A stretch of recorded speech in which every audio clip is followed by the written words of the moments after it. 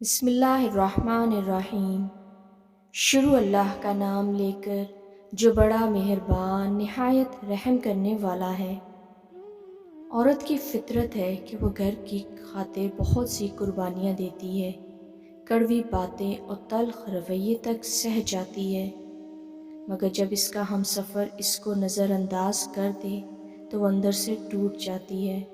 عورت کا حوصلہ اس کا شریک حیات ہی ہوتا ہے۔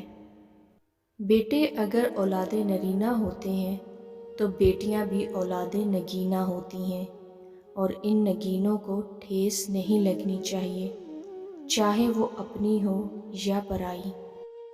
رشتوں کو سنبھالتے سنبھالتے تھکاوٹ سی ہونے لگی ہے، روز کوئی نہ کوئی ناراض ہو جاتا ہے، ہر رشتہ کہیں نہ کہیں مان توڑ جاتا ہے، اور ہر تعلق کبھی نہ کبھی بھرم کھو دیتا ہے۔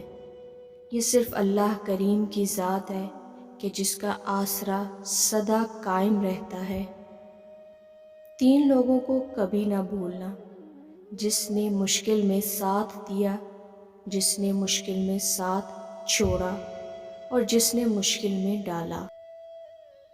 ایک بات میری ہمیشہ یاد رکھنا، اگر ہمیشہ کے لیے محبت قائم رکھنی ہے اور چاہتے ہو کہ کبھی تمہارے رشتے میں کوئی دوری یا مسئلہ نہ آئے، تو رات کو سونے سے پہلے 3 کام ضرور کر کے سونا۔ نمبر 1، شوہر بیوی کو راضی کر کے سوئے، کیونکہ وہ آپ کی بیوی ہونے کے ساتھ ساتھ ایک عورت بھی ہے، اور عورت کا دل بہت نازک ہوتا ہے۔ نمبر 2، بیوی شوہر کو راضی کر کے سوئے، کیونکہ وہ پورا دن آپ کے لیے اور گھر والوں کے لیے محنت مزدوری کرتا ہے، اپنا پسینہ بہاتا ہے تاکہ آپ خوش رہ سکیں، اس لیے شوہر کی قدر کریں۔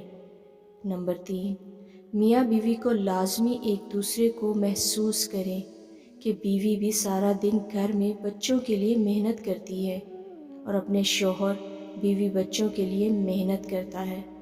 ایک دوسرے کا ساتھ دیں، اس سے رشتہ کامیابی کی طرف بڑھے گا۔